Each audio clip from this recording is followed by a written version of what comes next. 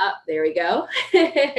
So, yes, would love to know who's on the call, where you're from. I'm actually located in Atlanta, but originally from New York. So I'm just going to go in the order of my screen. So Tim Willett, you're up first. All right.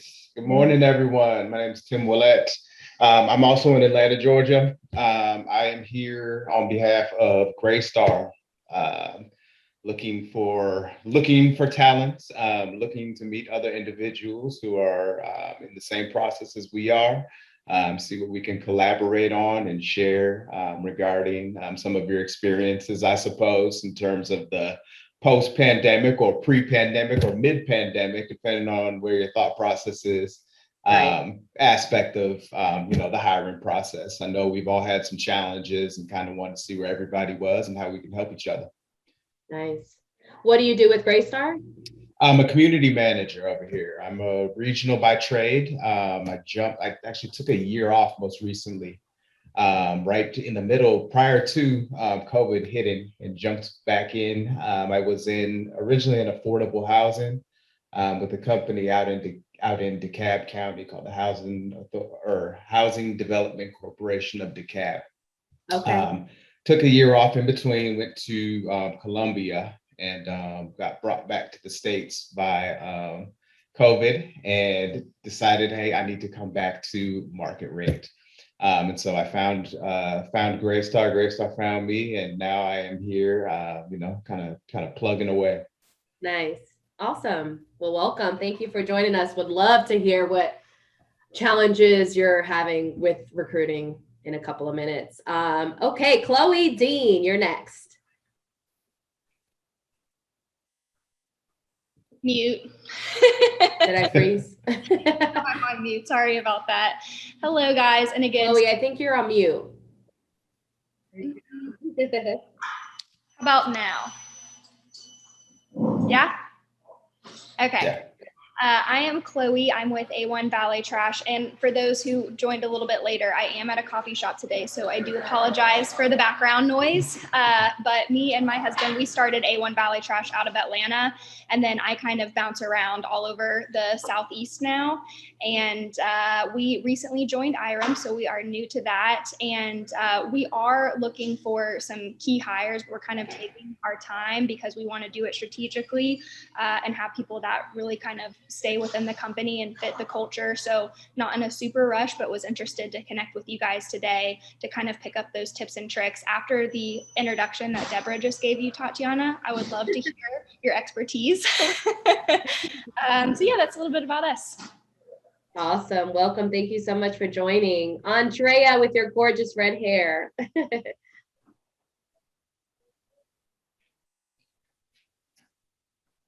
I'm here. I'm clicking wrong buttons. Good morning. I'm Andrea Berg. I'm with Habersham Properties. I've been with IREM for about 5 years. This year, I am co-chair with Drew Williams and David Sayers on the program committee. So you'll see me on all the meetings today because I'll be here. Yay, I'm excited. Looks like it's going to be a fun day. I've been with Habersham for about 23 years, except for the 4 years where I quit twice and came back. And so I'm kind of here just waiting for my property to be torn down. And then I will be looking for a new chapter to start because my Habersham can't keep me once this property's gone. So I'm property supervisor and I do regional work as well. But once this property goes away, I don't think that my company will be able to keep me on. So I'm just keeping my eyes and ears open for right now. I probably have about 18 months before my property goes away. So yeah, that's me. Awesome. Welcome. Glad you're here. Deborah, you're next, although we all know you with that beautiful smile. Well, thank you very much. And I'm Deborah, and I've been a member since 1996. And someone's at my door, so you're going to get to hear my two lovely children barking so loud. And I've been screaming at them like, stop, trying to smile. But anyways, deliveries. So I have been a member since 1996. I love IREM. It's in my blood, so to speak. I did property management for 30 years and I still do training on the side. And I love the fact that IREM incorporates all types of real estate. And we're formulating programs that continue to have people that are certified be able to manage any type of real estate. Because as we see trending, if you're going to do retail, you might as well add some apartments on top, or condos, or townhomes. And same years ago when we developed Atlantic Station, we had apartments, but we also had retail. So it's different, but at the same time, once you become a CPM with proper training, you can manage any type of real estate.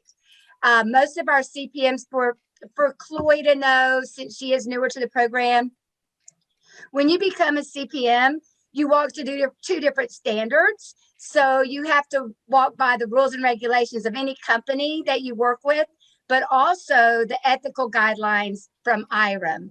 And that's how they were formed in 1933. And it makes a difference because there is an accountability on two different levels. So that's why people will pay more to have a CPM. During acquisitions, banks will ask, is there a CPM within your company? And that helps bring more value to the designations. And I truly can't stress enough why, even if you're on the vendor side and you want to hire someone, hire an ARM, accredited resident manager, hire a certified property manager. For today, we'll skim over some of the job opportunities unless more people come on and want to know about them. But Tatiana already has it set up to where she can share how to find out about opportunities, how we want to know what you're looking for, and how we truly want to help you connect. IREM has a lot of resources, compensation studies, so that our IREM people are equipped. Not only are they well-trained, then they also know on a national level, local level, what do people make with their certifications. We also have a job analysis report that comes out, and it helps a lot with details. That helps us with tasks that we do by certification, organization type, job functions, and property types. And then also we work very closely with the National Association of Realtors. And with that said, they have been around forever, but they help us with a lot of legislation, and we also get benefits. So as a CPM, we are required to be an affiliate with the National Association of Realtors. Doesn't mean we're a realtor, but definitely means we have to understand some real estate law. So with that said, I'm going to keep it going. And Tatiana, you just tell me when you want me to stop with my section, and I'll be more than happy to do it. But I'm going to scoot. If you're seeing now resources, iremga.org, if you want to know different careers that are available, you can click on careers and it will start listing all the different positions. We've gone through the trouble of looking at some major players in the real estate industry, and we have all of them here, as well as a link to go to their exact location for jobs. If it is not still set up properly, please let us know, because just like us, our websites change a lot, and so do our management companies. So we have apartment management careers, we have commercial careers as well. And then I'm going to let this part go to Tatiana, because she's been working hard to gather data and information from different management companies. And she is our specialist here. So thank you very much for your time on my part. Thank you. Awesome. Thank you, Deborah. Okay, so the next couple of slides are just some job opportunities that I have received. So if you are looking, or if you have a position open, please send it out to me so that we can blast it out and let everyone know that you're looking. Here's some positions with Crocker Partners. They're more on the commercial side. Of course, you see manager, maintenance, service supervisor, assistant manager positions, grounds, and leasing. If you also know somebody that's looking, please send us referrals. We would love those referrals. And there are those are the opportunities currently here with Fogelman. Okay, now the juicy stuff. Challenges in hiring. As Tim mentioned in the beginning, it's been post-pandemic has been, I don't know if you guys are feeling it, but I know we are currently. It's been a struggle to find really good qualified talent. And I would love to kind of brainstorm and pick you guys' brain on what you're doing to attract talent, keep talent, and if you're experiencing the same things that we are. So here are some just basic challenges that we're currently facing now that I came up with, but feel free to add more. You're seeing less qualified candidates come through, a lot of no-shows, which is less commitment. People will agree to have that first interview and then they don't show. Currently, our company, we're doing lots of $1,000 hiring bonuses to attract maintenance, and on Indeed and LinkedIn, I see a lot of other companies are doing the same.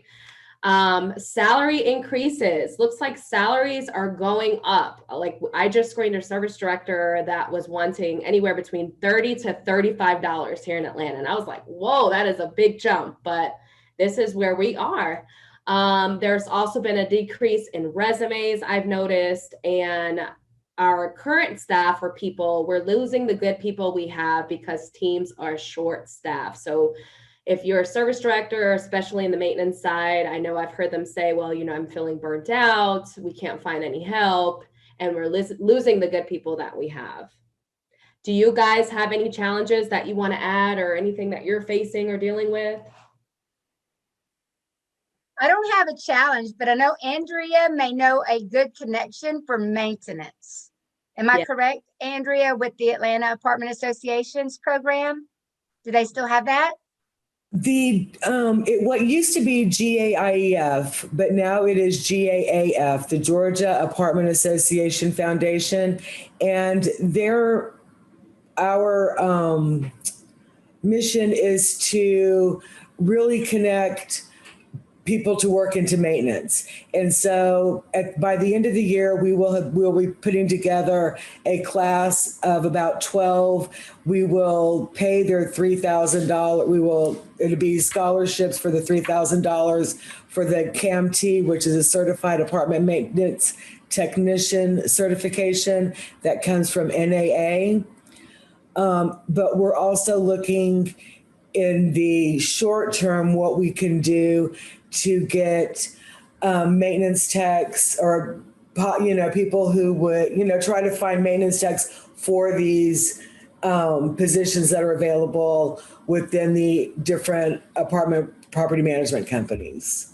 Awesome. Because we know that that's one of the hardest problems. And I have a son who works for Greystar, and he, is having to go back and forth because people don't show up for work. And so you could go into the apartments and there's not any maintenance has shown up for the day, So that is where really a lot of the hiring problems are coming from. It seems as though it's in the maintenance division. Yeah. And like what you said, you're getting less qualified candidates in the leasing consultant and that kind of stuff. So, and I do have people that come to me and ask me questions, and I do try to send them to different people to see about getting jobs. But yeah, they probably are coming from a restaurant industry. But I figure restaurant sales, you hire for personality and you can teach them the trade. Isn't that something like that, Dr. Debbie says, or it's something like that? Yeah, no, I definitely agree. I know some ownerships and some managers are just used to wanting to have experience, but I do think if we train them to open up their minds that there are great people out there, they just need that training. So that's a great point. I love that. Yeah, it's interesting. I had a hiring event with Indeed, and I had for leasing positions in Atlanta, and I had maybe 30 people sign up. Only 2 showed. 1 was qualified. Isn't that crazy for leasing? It's just crazy the times we're in. All right, so Deborah, can you click the next slide? Okay, I love this part. We're gonna have an open discussion. Feel free to jump in. I would love to hear, starting off, what challenges are you currently facing with your company, or if you're experiencing any challenges at all, would love to hear it.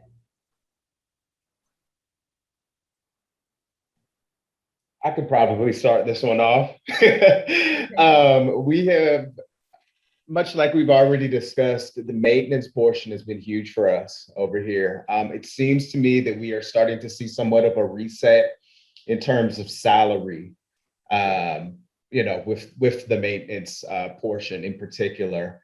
I've got guys that are coming in wanting, they're brand new to the industry, or they have a year or two experience, and they're wanting to make $25 an hour. Groundskeeper in particular has been one that's been a constant struggle for us, as well as a lot of different places. With the stimulus packages and things of that nature, people are getting paid more to stay home. I guess what they would consider the pending raise of minimum wage is kind of, a popular thing that people are utilizing to kind of push those salaries requests, so to speak. And so I'm getting a lot of, the company's getting a lot of grounds people coming in for grounds. They want to make $15, $16 an hour. And that's just very, very much untraditional for the industry thus far. Besides the fact, obviously, that, we're fighting with a lot of the temp agencies in terms of the talent that's out there as well, because they're just bone dry as well. We've had some issues with, in that aspect, we've had issues with our trash provider, not the valet portion, but the actual pickup, because they can't staff people. And so we're fighting with them for the same people that they're attempting to hire. So it's just become kind of a circle, so to speak, and causing a lot of issues on our end with respect to that. From the leasing standpoint, we've been okay. I've gotten a lot of response, some pretty good response to any of the leasing advertisements that we have. And once again, just like you guys said, Tatiana and Andre, we are having to pluck from the less experienced aspect. But if management is as good as they think they are, they should be able to cultivate that talent, so to speak. So that's been all right. But maintenance has been a real challenge for us. I love that. What are you guys doing to keep them? Or are you guys doing any incentives or any bonus programs for the summer? We haven't done anything really additionally. We have been trying to take care of, we've reduced in terms of taking care of the on-site teams. All of the regionals and all of the regional and heads of the divisions have taken significant cuts on their commissions and bonus structures, so that it doesn't occur for anybody who's on site. And so those programs are in place to ensure that the on-site staff is kind of feeling that love. But above and beyond that, we haven't really put anything into place, so to speak, to take care of those that are here. It's just been more or less, let's keep working. Okay. Anyone else want to share? Nope. Okay, so we'll move on to the next. I'm sorry. Tatiana, I'd like to introduce Damien. I want to make sure I'm pronouncing it correctly. But he didn't have an opportunity to introduce himself, if that would be all right. He's an amazing leader from UGA, but definitely would like for him to share. And I think he's also been in the business a while, so I think his insight will be very, very helpful. And go ahead, sir. Yes, my name is Damien. I am a senior at the University of Georgia studying housing management and policy with emphasis in residential property management and a minor in consumer economics. I've been in the industry now for going on 3 years, and I've touched a little bit of just about everywhere in the realm, from student housing to single family, multifamily, tax credit, and government subsidy. And now I've made my way back to student housing.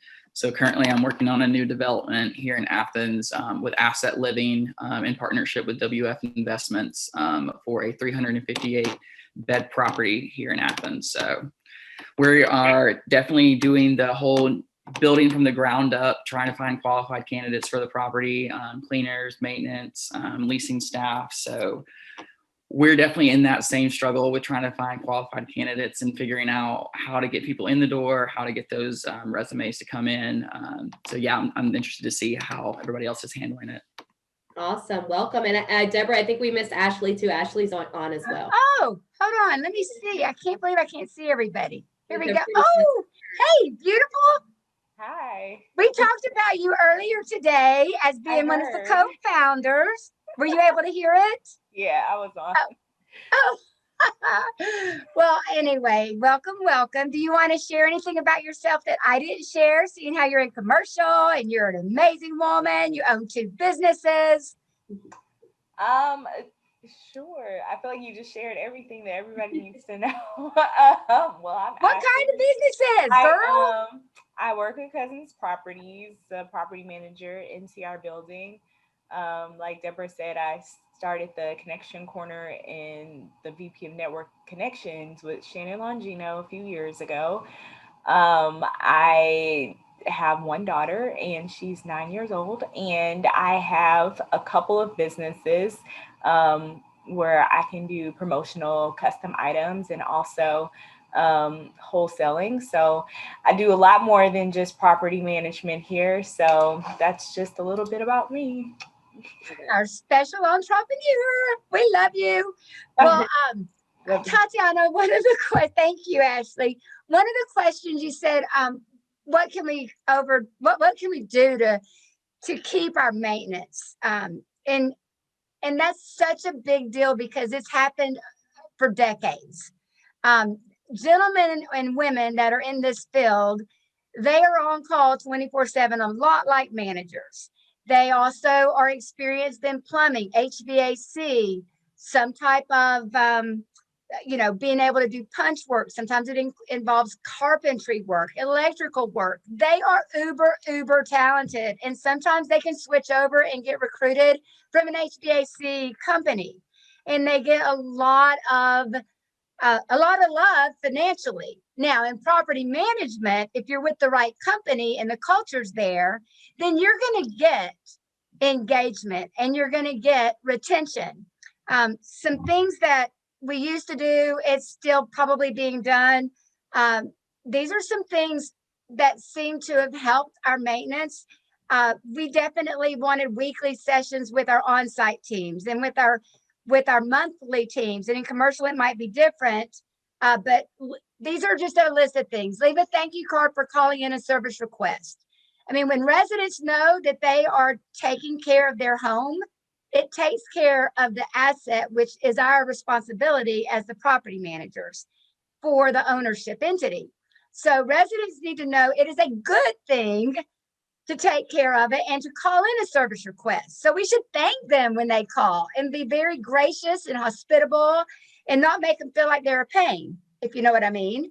And train our on-site associates that take the calls or the service company that's taking calls to be sure and really connect with the resident at every opportunity. Your opinion counts cards. Leave a card behind, a business card size. Have residents provide feedback from service requests and enter them into a drawing. Go a step further. If feedback is placed on social media, they get 2 chances to be in a drawing. Give $100 to the maintenance person that has the most cards sent in. Recognize service reps with the least callbacks. Give company's own branded swag as appreciation gifts to service team. Keep them hydrated, healthy, and happy. They are in the trenches. They are the ones in and out of that hot heat. When they're working outside, they are sweating. And sometimes they need a new shirt put on. Grab an extra shirt, give them extra deodorant, tell them you love them, tell them they deserve it, tell them they're working hard. Years of service award, give them hat badges or some kind of badge for HVA specialist, a plumbing specialist, pool certified operator, electrical certified. Have theme months. We have ESP, exceptional service programs. We know what you want and love to make it happen. Offer a premium account for their music streaming for perfect attendance and going the extra mile. Put $50 bills around a piece of trash from time to time, helping the groundskeepers feel good about what they're doing. And tell them in those weekly meetings, if it wasn't for the grounds being looking, crisp and pristine, we wouldn't get the people walking in. and give a half-day spoil day to the employee that reaches individual goals from the regional manager and team. And remind teams, people lease because they love the teams in the office and great curb appeal, but they stay because of good maintenance. And maintenance, hopefully the commissions are set up there too. Now that's mainly for multifamily or single residential. I don't know how much it would cross over into commercial, but Ashley, if you could tag team in there, and is there anything that could be shared on how y'all are able to maintain retention? Because I think that it's higher retention rate for commercial than it is in multifamily for maintenance. And those Yeah, are a few ideas. Sorry. Thank you. I think that commercial still has the same issues of hiring, in a sense that the skilled labor is just not there. And a lot of times we are taking people from, HVAC technicians and different things like that. The only difference is I think that commercial can pay what they're looking for. And so you can earn a six-figure salary becoming a chief engineer in commercial. And so you have something to work towards and look forward to. On the opposite side, I'm hearing the salaries, and I know none of my engineers would come to any of the properties for that amount, at least for multifamily. So I think that in commercial, it's more of a career salary in a sense where they can sustain that a long term. It's interesting. I love that. Excellent. Excellent. Cool. And I was gonna just chime in real quick. Tim, we hire probably some of similar people to, like you were talking about with your maintenance team. And we do a lot of the stuff. Deborah, you mentioned so many things when you were running down that list that we've tried out. But it kind of all ties into appreciation and showing that you appreciate them and they're more willing to be committed and dedicated to the company that they're at. Something that we've done just to kind of add on to that is we have it like within our operations budget that the management team just goes and checks on them very, very regularly, and once a month there is budget allocated for like a team building, so they really feel like connected with everybody that they're working with.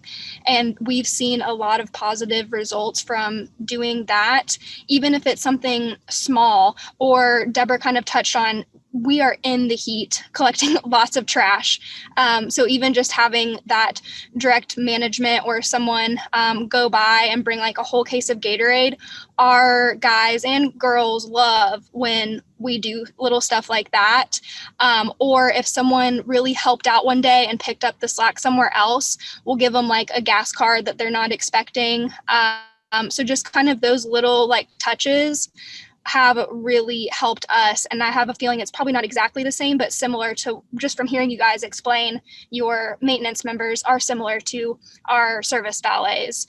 And then another little thing that I've noticed, and I don't know if this will be too helpful or not, but is you guys mentioned the referral fees, which we have done that before as well. But something that we've noticed is having a dedicated crew per community versus, a lot of people in our industry, they'll have multiple crews, collect multiple properties at once. It tends to burn them out more, and they don't, get to know the people that they're working with. So something that we've done kind of tying in with that referral is a lot of the people, they're not necessarily like best buds, but they're friendly. They enjoy each other's company. So it's not just them going out in the heat and collecting a ton of trash on their own. It's a lot easier to kind of go that extra mile when you're kind of, I don't want to say enduring it with someone else, but kind of have that companionship is something that we've noticed, produce positive results. Nice. That's great. I love That's that. excellent, Chloe. Thank you. Yeah. I mean, I feel like we covered pretty much majority of these questions. I'm curious as what sources are you guys using to recruit? Are you guys thinking outside of the box, outside of your normal Indeed, or is Indeed like your main source?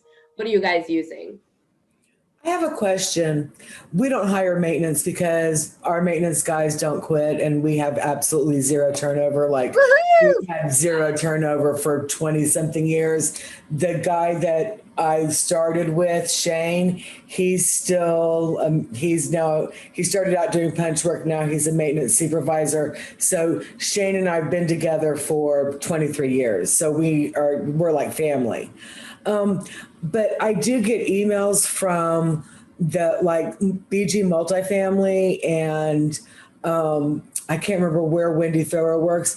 Do y'all not like to, do other property management companies, are y'all using the staffing services, or is it just too expensive to use it and it cuts into your budget too much?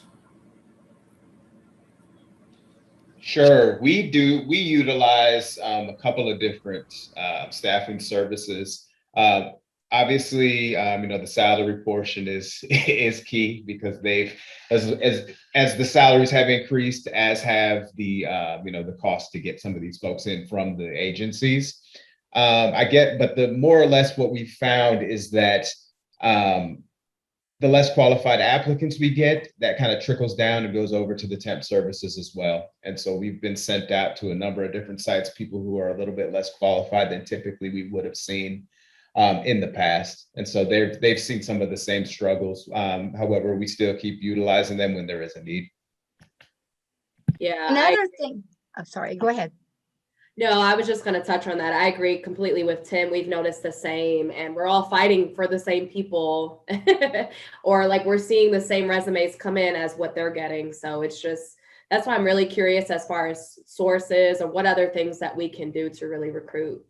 What about vo-tech colleges where they're majoring in? Because a lot of people are switching over from traditional colleges, but they are actually taking the technical courses in the colleges and maybe reaching out to them and leaving flyers there. They have I don't know, they're consultants or the group that helps guide people through college. Sometimes they will be very good because some people will come to them and say, look, I'm trying to pay for school and I've got a child and I really need a job and I'm already getting trained in XYZ. Any leads? And we've actually gotten a few of those in the past, and they worked out to be tremendous assets. Yeah. Generally getting them involved and mentoring under a strong supervisor is huge. And this is completely separate, but at the same time, to build morale, when you have a lot of availability in the summer months, sometimes it can be overwhelming with as many vacancies that you may have.